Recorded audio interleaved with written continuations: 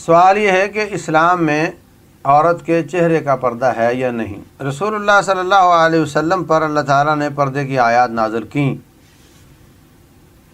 حضرت عمر بن خطاب رضی اللہ تعالیٰ عنہ بہت چاہتے تھے کہ عورتیں پردہ کریں۔ آپ پردے کی آیت نازل ہونے سے پہلے بھی نبی صلی اللہ علیہ وسلم کو مشورہ دیتے تھے کہ آپ پردے کا حکم دیں ان کو۔ تو اس وقت صحابیات، امہات المومنین، صحابیات، یہ سب عورتیں جسم کا کون سا حصہ ننگا کرتی تھیں کہ عمر بن خطاب رضی اللہ تعالیٰ عنہ پردے کا کہہ رہے ہیں یا رب ذوالجلال نے پردے کا حکم نازل کیا؟ کیا ہمارا تصور ہے کہ وہ سینہ ننگا کرتی تھیں یا ننگے سر پھرتی تھیں کہ اللہ تعالیٰ نے کہا کہ پردہ کیا کرو؟ جسم کا وہ کون سا حصہ ہے جو وہ ننگا رکھتی تھیں جس پر پردے کا حکم نازل ہوا؟ تو یہ تصور نہیں کیا جا سکتا کہ وہ چہرے کے علاوہ کچھ اور جسم کا حصہ ننگا کر کے چلتی تھی تو اللہ تعالیٰ کو اچھا نہیں لگا، بلکہ وہ چہرہ ہی تھا۔ صحابیات امہات المومنین وہ جسم ڈھانپ کر ہی چلتی تھیں۔ ایک چہرہ ہی ہے جس سے کہا جا سکتا ہے کہ یہ ننگا تھا تو اللہ تعالیٰ نے پردے کا حکم نازل کیا۔ اور دوسری بات یہ ہے، عائشہ صدیقہ رضی اللہ تعالیٰ عنہ فرماتی ہیں، بخاری شریف میں حدیث ہے، جب ان پر تہمت لگتی ہے غزوہ بنی مستلق میں یہ پیچھے رہ جاتی ہیں، قضاء حاجت کے لیے گئی تھیں، بعد میں قافلہ نکل گیا، یہ لیٹ گئیں تو ان کو نیند آ گئی۔ پیچھے سے صفوان بن معطل رضی اللہ تعالیٰ عنہ آتے ہیں، کیونکہ ان کی ڈیوٹی یہ تھی کہ آپ پیچھے پیچھے رہیں، جو چیز ہماری گری پڑی اٹھا کر کے لے آئیں اور پیچھے سے اگر خطرہ ہو تو اس کی بھی اطلاع کریں۔ یہ جب وہاں پہنچتے ہیں تو آپ کے پاس آ کر انا للہ و انا الیہ راجعون پڑھتے ہیں۔ عائشہ صدیقہ رضی اللہ تعالیٰ عنہ فرماتی ہیں، جب انہوں نے انا للہ پڑھا تو میری آنکھ کھلی اور میں نے فوری طور پر اپنے آپ کو کور کیا۔ اس نے انا للہ کے سوا کوئی بات نہیں کی، سواری نیچے کی، میں بیٹھ گئی اور لے کر نکل گیا مجھے۔ وہاں پر وہ وضاحت کرتی ہیں کہ وَكَانَ قَدْ رَآنِي قَبْلَ أَن يَنزِلَ الْحِجَابُ، حضرت صفوان نے مجھے حجاب نازل ہونے سے پہلے دیکھا ہوا تھا۔ وضاحت کیوں کی کہ اگر اس نے حجاب نازل ہونے سے پہلے نہ دیکھا ہوتا تو مجھے پہچان نہیں سکتے تھے کہ میں کون ہوں۔ تو ثابت ہوا عائشہ رضی اللہ تعالیٰ عنہ کے نزدیک حجاب نازل ہونے کے بعد کوئی کسی کو پہچان نہیں سکتا تھا، کوئی مرد کسی عورت کو پہچان نہیں سکتا تھا۔ تو ثابت ہوا کہ عورتیں چہرے کا پردہ ہی کرتی تھیں، اور آیت حجاب سے مراد چہرے کا پردہ ہی ہے۔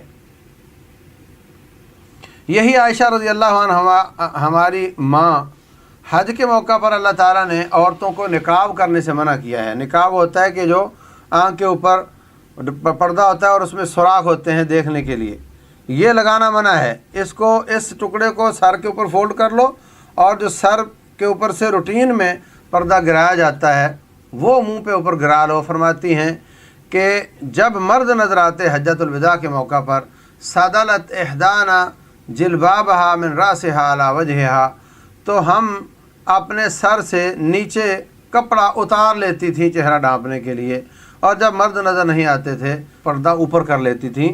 تو یہ بھی حدیث ثابت کرتی ہے کہ مرد نظر آتے ہوں تو حجاب کا معنی یہی ہے کہ چہرے کو چھپا لیا جائے۔ بعض مفکرین کہہ لیں یا دائی لوگ اس وقت، وہ لکھا ہوا ہے سوال میں کہ ڈاکٹر صاحب، ذاکر صاحب یہ اس کے قائل نہیں ہیں۔ تو پہلی بات یہ ہے کہ ڈاکٹر صاحب سے میں خود ملا ہوں، وہ کہنے لگے جی ان کی مراد تھی کہ البانی صاحب کا موقف ہے تو میں نے تو وہ اپنایا ہوا ہے۔ حقیقت یہ ہے البانی صاحب کی یہ بات انہوں نے کہاں سے نکالی ہے کہ بخاری شریف میں روایت ہے کہ رسول اللہ صلی اللہ علیہ وسلم حجۃ الوداع کے موقع پر تھے، ایک عورت اس نے آ کر کے سوال کرنے شروع کیے، تو وہ خوبصورت عورت تھی۔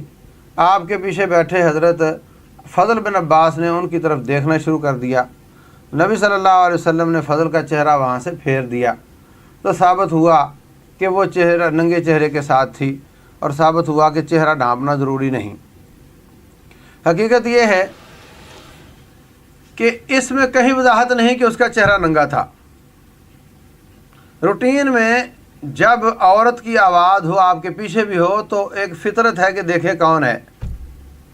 میں کہتا ہوں اذان خوبصورت کسی کی ہو تو دل چاہتا ہے کہ دیکھیں یہ کون تھا، تو اس عورت کی آواز سن کر اس کی طرف دیکھنا یہ دلالت نہیں کرتا کہ اس کا چہرہ ننگا تھا۔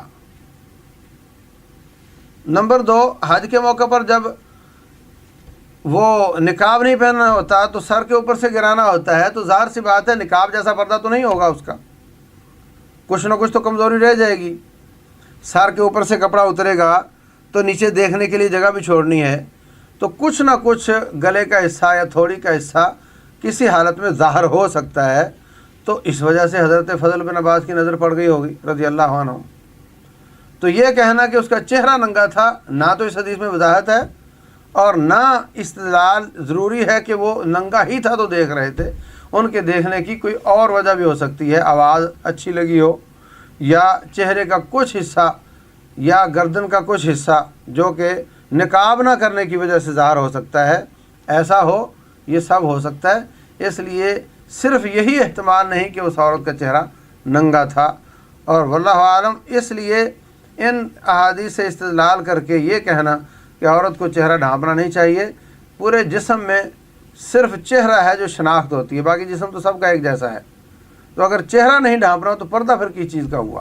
اگر کسی کا اللہ محفوظ رکھے جیسے آج کل عورتیں ہیں، بازو ننگا ہے یا ٹانگ کا کچھ حصہ ننگا ہے اور چہرہ ڈھکا ہوا ہے تو کون جانے یہ کون ہے، لیکن اگر چہرہ ننگا ہے اور باقی جسم ڈھکا ہوا ہے تو سب پہچانیں گے کہ فلاں عورت جا رہی ہے۔ تو ساری پہچان چہرے سے ہوتی ہے، اس لیے چہرے کو ڈھانپ کر رکھنا چاہیے، اور یہی مقصود ہے رب الجلال کا انشاءاللہ، واللہ اعلم۔